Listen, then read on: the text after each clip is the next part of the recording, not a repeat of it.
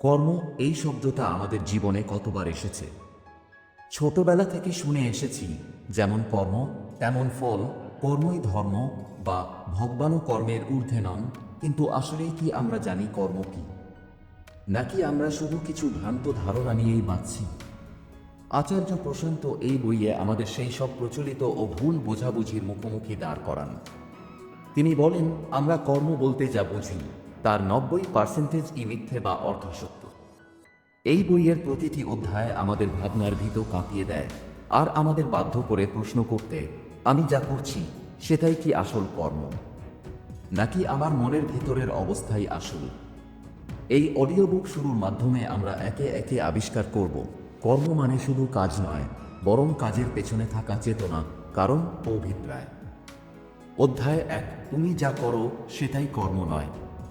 আমরা সাধারণত কর্ম মানে বুঝি কাজ, যেমন কথা বলা, হাঁটা, অফিসে যাওয়া, কারো উপকার করা বা ক্ষতি করা। কিন্তু আচার্য প্রশান্ত বলেন, এসব কাজ আসল কর্ম নয়। এগুলো তো কেবল বাইরের প্রকাশ। আসল কর্ম হচ্ছে তুমি কেন করছো। তুমি কাউকে সাহায্য করলে সেটা কি সত্যিকার সহানুভূতি থেকে, নাকি সম্মান পাওয়ার লোভে? তুমি চুপ করে রইলে সেটা কি ভীতু মন থেকে, নাকি গভীর বোঝাপড়া থেকে? কাজটা এক, কিন্তু কর্ম আলাদা। তিনি বলেন, কর্মকে ঠিকভাবে বুঝতে হলে আগে নিজেকে বুঝতে হবে। তুমি কে? তুমি কেন কাজ করছো? যদি তোমার ভিতর ভয়, লোভ, ইচ্ছা, হীনমন্যতা বা অহংকার থাকে, তবে সেই কাজ বাইরের দিক থেকে যত ভালোই দেখাক, তা আসলে সঠিক কর্ম নয়। এই অধ্যায়ে তিনি বলেন, তোমার কর্ম হলো তোমার চেতনার প্রতিবিম্ব। বাইরে যা হচ্ছে তার চেয়ে অনেক বেশি গুরুত্বপূর্ণ হচ্ছে ভিতরে কি চলছে। আচার্য প্রশান্ত এমন অনেক ভুল বিশ্বাস ভেঙে দেন এই অধ্যায়ে। কর্ম মানেই কাজ নয়। ফলের জন্য কাজ করলেই কর্মবন্ধন তৈরি হয়।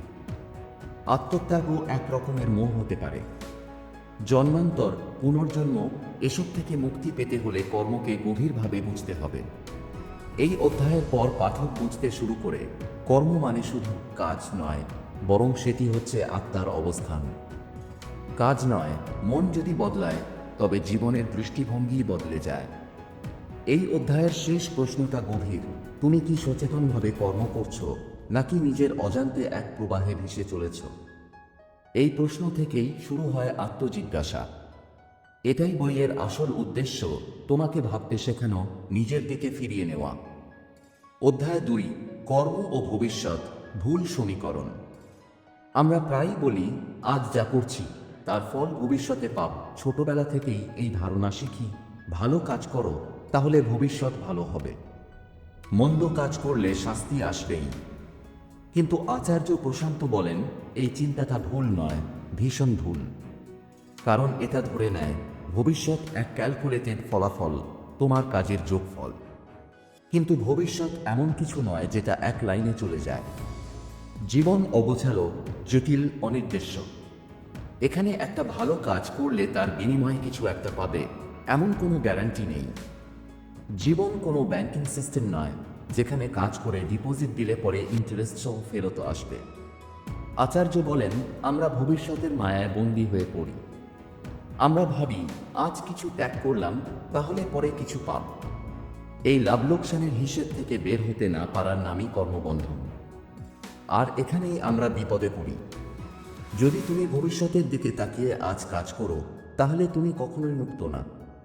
তুমি সব সময় অপেক্ষার মানুষ, এখন কিছু করছো যেন পরে কিছু পেতে পারো। এই মনোভাব আসলে তোমাকে দাসে পরিণত করে, তুমি ভবিষ্যতের দাস, ফলাফলের দাস। আসলে কর্মের প্রকৃতি তা নয়।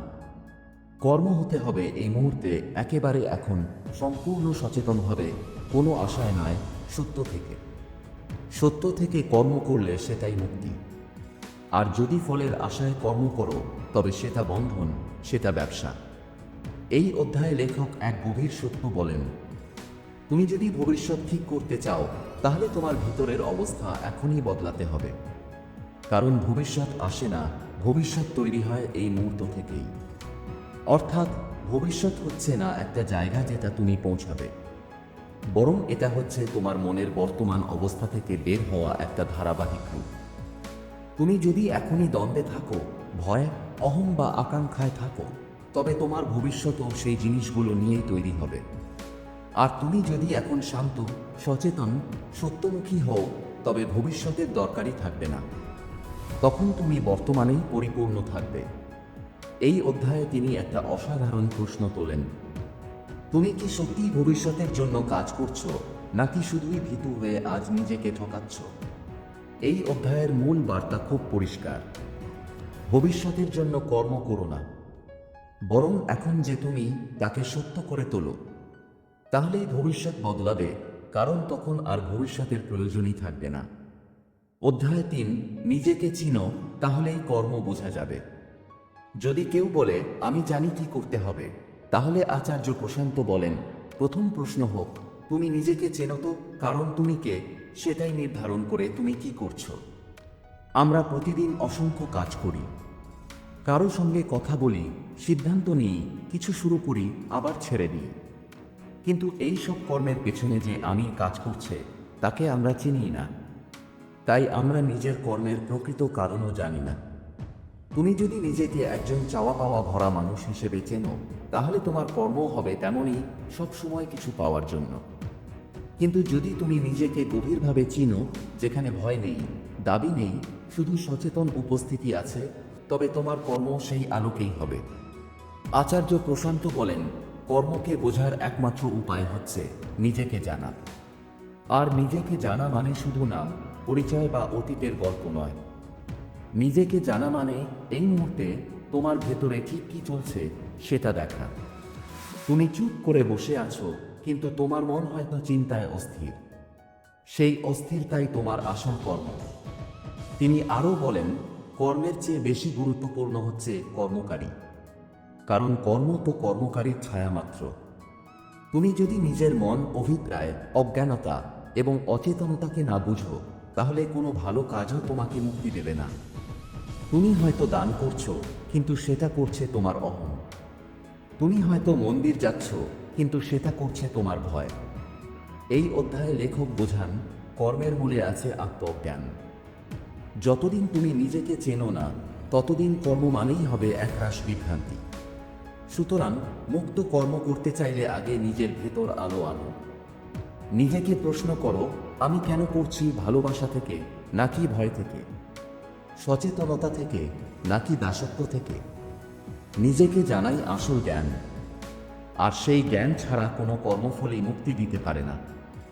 এই অধ্যায় আমাদের শেখায়, কাজ বড় কথা নয়, কাজ করার পেছনের আমি কে, এই প্রশ্নটাই সবচেয়ে গুরুত্বপূর্ণ। যদি নিজেকে জানো, তবে কর্ম আপনা আপনি শুদ্ধ হবে। অধ্যায় 4, ভালো কর্মের মোহ, এক নতুন ফাঁদ। আমরা প্রায় সবাই চেষ্টা করি ভালো কাজ করতে, মানুষের উপকার করা, মন্দ কাজ থেকে দূরে থাকা, সমাজের জন্য কিছু করা। এসবই তো ভালো কাজ, তাই না? কিন্তু আচার্য প্রশান্ত এই অধ্যায়ে প্রশ্ন তোলেন, তুমি যে ভালো কাজ করছো, সেটা কি সত্য থেকে নাকি মোহ থেকে? তুমি কি সত্যি মুক্তি চাও, নাকি শুধু নিজের ভালো মানুষ ইমেজটাকে বাঁচিয়ে রাখতে চাইছো? অনেক সময় আমরা ভালো কাজ করি যেন সমাজ আমাদের ভালো মানুষ বলে মেনে নেয়। কারো পাশে দাঁড়াই যেন সবাই বলুক, দেখো ও কত সহানুভূতিশীল। কেউ দান করে, কেউ সাহায্য করে, কিন্তু মনে মনে সে হয়তো গর্বে ভরে থাকে, আমি কত মহান। এই রকম ভালো কাজ আসলে মুক্তির পথে নয়, বরং এক নতুন বন্ধন তৈরি করে। যে আত্মতৃপ্তি, যে অহংকার সেই ভালো কাজ থেকে আসে, তাই নতুন ফাঁদ। এই অধ্যায়ে লেখক বোঝান, সত্যিকারের কর্ম নির্ভর করে মনের স্বচ্ছতায়, না যে কাজটা বাইরে থেকে ভালো দেখাচ্ছে। তুমি যদি কাউকে সাহায্য করো, কিন্তু তোমার মনে লুকানো থাকে, আমি যেন তার ওপরে থাকতে পারি, তবে সেই সাহায্য এক ধরনের হিংসা। একটা সহজ প্রশ্ন করা যায়, আমি কি আসলেই কিছু দিতে চাই, নাকি কিছু পাওয়ার আশায় দিচ্ছি? ভালো কাজের লোভ, ভালো মানুষের পরিচয় ধরে রাখার ইচ্ছা, এসবই কর্মকে জটিল করে তোলে। লেখক বলেন, মুক্তির পথ সেই কর্মে যেখানে নির্বিকার চেতনতা থাকে, কোনো মোহ বা ফলের প্রত্যাশা নয়। যখন তুমি কোনো কৃতজ্ঞতা চাও না, বাহবা চাও না, এমনকি নিজেকেও বাহবা দাও না, সেই মুহূর্তে যেটা করা দরকার শুধু সেটা করো। সেটাই আসল কর্ম। এই অধ্যায়ে এক গভীর উপলব্ধি তৈরি হয়। ভালো মন্দ দিয়ে কর্মকে বিচার করলে আসল সত্য থেকে দূরে সরে যাওয়া হয়। কারণ ভালো কাজও যদি মোহভরে হয় তবে সে মুক্তি নয়, নতুন বন্ধন। এই অধ্যায় আমাদের শেখায় ভালো কাজের পেছনেও লুকিয়ে থাকতে পারে ভয়, লোভ, অহং কিংবা চাহিদা। আর যদি এগুলো থেকে করা হয় তবে সে কাজের গায়ে ভালো লেবেল লাগানো হলেও তার ফল দুঃখই হবে। অধ্যায় 5, নিঃস্বার্থ কাজ, বাস্তব না আত্মপ্রতারণা। আমরা প্রায়ই বলি আমি নিঃস্বার্থভাবে করছি, এই কাজের বিনিময়ে কিছু চাই না। এই কথাগুলো শুনতেও ভালো লাগে, বলতেও শান্তি লাগে। কিন্তু আচার্য প্রশান্ত প্রশ্ন তোলেন, নিঃস্বার্থ কাজ বলে আদৌ কিছু আছে নাকি এটাও এক ধরনের কৌশল নিজেকে ভালো মানুষ মনে করার? তিনি বলেন, বেশিরভাগ সময়ই নিঃস্বার্থ বলে যেটা আমরা দাবি করি তা আসলে খুব সূক্ষ্মভাবে লুকিয়ে থাকা স্বার্থের ইরূপ। যেমন তুমি যদি কাউকে সাহায্য করো আর মনে মনে আশা রাখো সে একদিন তোমার উপকার করবে বা অন্তত তোমাকে সম্মান দেবে, তবে সেটা কি সত্যিই নিঃস্বার্থ? এমনকি অনেক সময় কেউ নিঃস্বার্থভাবে কাজ করে যেন নিজের আত্মগর্ব বাড়াতে পারে। সে চায় নিজেকে মহৎ পরোপকারী বলে ভাবতে। সে কাজটা করে কিন্তু অন্তরে লুকিয়ে থাকে আমি অন্যদের চেয়ে আলাদা, আমি বেশি ভালো। এইসবই আসলে আত্মপ্রতারণা। একটা মুখোশ যেটা পরলে নিজেকে দেখতে ভালো লাগে, কিন্তু সেই মুখোশের নিচে লুকিয়ে থাকে স্বার্থ, অহংকার, প্রত্যাশা। আচার্য বলেন, যে কাজ সত্য থেকে আসে তা নিঃস্বার্থ না হয়েও বিশুদ্ধ। আর যে কাজ মোহ, আত্মগর্ব কিংবা ভালো লাগার জন্য করা হয় তা নিঃস্বার্থ বললেও আসলে বন্ধন তৈরি করে। তিনি বোঝান, তোমার স্বার্থ নেই কিনা সেটা বাইরের কেউ বলবে না। তুমি নিজেই জানো তোমার ভিতরে কি চলছে। তুমি যদি খোলা চোখে নিজের মনের ইচ্ছেগুলো দেখতে পারো তবে সহজেই ধরতে পারবে তোমার কাজ কতটা মুক্ত আর কতটা বাঁধা। নিঃস্বার্থতার দাবি করার দরকার নেই, বরং দরকার সততা। তুমি যা করছো, কেন করছো সেটা সত্যভাবে দেখতে শেখো। চাপাচাপি করে নিঃস্বার্থ হতে যাবে না। যদি মোহ থাকে সেটা স্বীকার করো, তবেই ধীরে ধীরে তা কাটবে। এই অধ্যায় আমাদের এক গুরুত্বপূর্ণ শিক্ষা দেয়, নিজেকে ভালো মনে করার লোভেও কর্মবন্ধন হতে পারে। আর যদি তুমি সত্য দেখে কাজ করো তবে তা নিঃস্বার্থ শব্দটার গ্রামার ছাড়িয়েও অনেক বেশি গভীর হয়ে ওঠে। আপনি শুনছেন আচার্য প্রশান্ত রচিত কর্মা, Why Everything You Know About It Is Wrong Bangla audio book, শুধুমাত্র আদি বুক সাউফে। আমরা এতদূর এসে বুঝেছি, কর্ম মানে শুধু কাজ নয়, বরং চেতনার প্রতিফলন।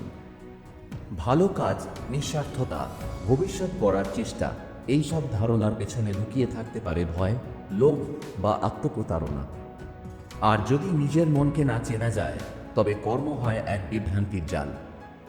আচার্য প্রশান্ত আমাদের সামনে খুলে ধরেছেন এক নতুন দৃষ্টিভঙ্গি, যেখানে কর্মকে বুঝতে হলে আগে জানতে হবে আমি কে, আমি কেন করছি, আমি কি চাইছি। এই মুহূর্ত থেকে শুরু হয় সত্যিকার কর্মজ্ঞান, আর সেই জ্ঞানই আমাদের নিয়ে যাবে বন্ধনমুক্ত জীবনের দিকে। আপনি যদি এখনো না করে থাকেন তাহলে চ্যানেলটি অবশ্যই সাবস্ক্রাইব করুন, আদি বুক সাউফ। কারণ এখানে আপনি পাবেন এমন সব অডিও বুক যা শুধু শোনার জন্য নয়, জীবন বদলানোর জন্য। চলুন শুরু করি পরবর্তী অধ্যায়। অধ্যায় 6, স্বধর্ম, কর্ম নয়, আত্মার আহ্বান। আমরা প্রায়শই শুনি নিজের স্বধর্ম পালন করো। শ্রীমদ্ভগবদ্গীতার এক বিখ্যাত লাইন হচ্ছে, পরধর্মের চেয়ে স্বধর্মে মৃত্যু শ্রেয়। কিন্তু প্রশ্ন হলো, এই স্বধর্ম জিনিসটা কি? এটা কি জাত, পেশা, দায়িত্ব, নাকি আরও কিছু গভীর? আচার্য প্রশান্ত এই অধ্যায়ে বলেন, স্বধর্ম মানে হচ্ছে সেই পথ যেটা তুমি নিজেকে গভীরভাবে চিনলে আপনা আপনি স্পষ্ট হয়ে ওঠে। স্বধর্ম হলো এমন এক অভ্যন্তরীণ ডাকে সাড়া দেওয়া যেটা তোমার আত্মার গভীর থেকে আসে। সেটা বাইরের কেউ বলে দিতে পারে না, নিঃসন্দেহে সমাজ বা পরিবারও না। কারণ সমাজ যা চায়, পরিবার যা আশা করে, তা প্রায়শই হয় পরধর্ম, মানে অন্যের আরোপিত পথ। যখন তুমি নিজের আসল স্বরূপকে বোঝো, তখনই তুমি উপলব্ধি করতে পারো তোমার প্রকৃত কর্ম কি হওয়া উচিত। তুমি হয়তো ডাক্তার, শিক্ষক, শ্রমিক বা ব্যবসায়ী, কিন্তু যদি তোমার কর্ম হয় বাধ্যবাধকতা বা প্রতিযোগিতা থেকে হয়, তবে সেটা স্বধর্ম নয়। স্বধর্ম মানে হচ্ছে এমন কিছু করা যেটা তুমি করছো নিজের অন্তরের শান্তি থেকে, কোনো চাপ, মোহ বা ভয় ছাড়াই। এই অধ্যায়ে তিনি বলেন, স্বধর্ম মানে সেই অবস্থায় থাকা যেখানে তুমি আসল তুমি হতে পারো, যেখানে কর্ম আর অস্তিত্ব এক হয়ে যায়, সেখানে কোনো জোর নেই, দ্বিধা নেই, অহং নেই। অনেকেই ভাবে আমি তো আমার কাজ মন দিয়ে করছি, তাহলে কি সেটা স্বধর্ম নয়? না, মন দেওয়া মানেই স্বধর্ম নয়। যদি সেই মন দেওয়া হয় লোভ, ফলের আশা বা সমাজের ভয়, স্বধর্মে কখনো দ্বন্দ্ব থাকে না। তুমি যদি তোমার সুপ্ত অবস্থান থেকে কাজ করো, তবে সে কাজ ক্লান্তি আনে না, আনে শান্তি। সেখানে বাহ্যিক ফলের জন্য দৌড়ঝাঁপ থাকে না, থাকে শুধুই এক নির্ভর সম্পূর্ণতা। এই অধ্যায় আমাদের শেখায়, স্বধর্ম খুঁজে পেতে হলে আগে নিজেকে খুঁজে পেতে হয়। কোনো কাজকে নিজের করে নেওয়ার আগে জানতে হয় সেই কাজটা আমার সত্য পরিচয়ের সঙ্গে মিলে কিনা। অধ্যায় 7, ফলের জন্য কাজ না করা, মুক্তির চাবিকাঠি। আমরা প্রায়শই ভাবি কাজ করলে ফল আসবেই, ভালো কাজ করলে ভালো ফল, মন্দ করলে মন্দ ফল। এই ধারণা আমাদের সবসময় ভবিষ্যতের দিকে বাঁধে। কিন্তু আচার্য প্রশান্ত বলেন, ফল আশা করেই কর্ম করলে তুমি কখনো মুক্তি পাবে না। ফলের জন্য কাজ করাকে তিনি একটি বড় ভুল হিসেবে দেখান, কারণ ফল আশা বা না আশা তোমার নিয়ন্ত্রণের বাইরে। যখন তুমি ফলের বন্ধনে নিজেকে জড়িয়ে রাখো, তুমি স্বাধীনতা হারাও, তুমি দাস হয়ে যাও। তবে যদি তুমি কাজ করো শুধুমাত্র এখন, সম্পূর্ণ সচেতনভাবে, কোনো প্রত্যাশা ছাড়া, তাহলে সেই কর্মই হয় মুক্তির পথ। ফলকে ছেড়ে দেওয়ার মানে কোনো নিরসতা নয়, এটি মানে হলো তুমি নিজেকে ফলের খোঁজ থেকে মুক্ত করছো। তুমি কাজ করছো কারণ সেটা তোমার ভেতরের সত্য এবং প্রেরণা থেকে আসে, আর এই কাজই আনে শান্তি। আচার্য বলেন, যে কর্ম ফলের জন্য নয় সে কর্ম কখনো ব্যর্থ হয় না, কারণ ব্যর্থতা এবং সাফল্য বাইরের মাত্রা, ভিতরের শান্তি এবং সত্তা হলো আসল অর্জন। ফলকে ছেড়ে দেওয়ার এই চর্চা শুরুতে কঠিন মনে হতে পারে। আমরা এতদিন ফলের লোভ এবং ভয় দিয়ে বেঁচে এসেছি, কিন্তু একবার তুমি বুঝতে পারলে কর্ম মানে শুধুই সচেতন উপস্থিতি, তাহলে জীবন আর বাঁধন মুক্ত হয়ে যায়। এই অধ্যায়ে আমাদের শেখানো হয়, কর্মের লক্ষ্য ফল নয়, লক্ষ্য হচ্ছে সত্যের সাথে একটা। যে কাজ এই একটার সঙ্গে করা হয় সে কাজই মুক্তি আনে। অধ্যায় 8, কর্মের ভিতরের মনস্থিরতা, আধার ছাড়া ফল নেই। আমরা প্রায়শই কর্মকে বাইরের কাজের সঙ্গে মাপি, কাজ করলে ভালো, না করলে মন্দ। কিন্তু আচার্য প্রশান্ত বলেন, আসল কর্মের মানদণ্ড বাইরের নয়, ভিতরের। যে মন শান্ত, স্থির এবং সচেতন, তার কর্মই নিখুঁত। কর্ম মানে শুধু শারীরিক কাজ নয়, এটি অন্তরের অবস্থা যা বাইরের কাজের মাধ্যমে প্রকাশ পায়। যদি তুমি কাজ করছো কিন্তু মন চঞ্চল, ভয় বা লোভে আবদ্ধ, তাহলে সেই কাজ কখনো নিখুঁত বা মুক্তি দেয় না। লেখক বলেন, কর্মের ভিতরের মনস্থিরতা ছাড়া বাহ্যিক কাজ কোনো ফল দেবে না। অর্থাৎ কাজের পরিণতি নির্ভর করে না তুমি কি করছো, বরং নির্ভর করে তুমি কিভাবে করছো। মনস্থিরতা মানে ভয়, লোভ, অহং বা ফলের প্রত্যাশা ছাড়া কাজ করা। এটি কোনো সহজ ব্যাপার নয়। তাই প্রথমে নিজের মনকে পর্যবেক্ষণ করতে হবে। আমি কি সত্যিকারভাবে এখন এই মুহূর্তে উপস্থিত? আমার ভিতরের চাপ বা প্রলোভন কি আমাকে প্রভাবিত করছে? এই অধ্যায়ে আচার্য প্রশান্ত আরও বলেন, যে ব্যক্তি নিজের ভিতরের অবস্থাকে স্থির করতে পারে তাকে আর বাইরের পরিস্থিতি আটকাতে পারে না। সে যে কাজই করুক সে মুক্ত থাকে। ফলে আত্মনিয়ন্ত্রণ, মনস্থিরতা এবং সচেতনতা, এই তিনটি হলো কর্মের ভিতরের শক্তি। বাইরের কাজ যতই বড় বা ছোট হোক, যদি ভিতরের মন স্থির না থাকে মুক্তি আসে না।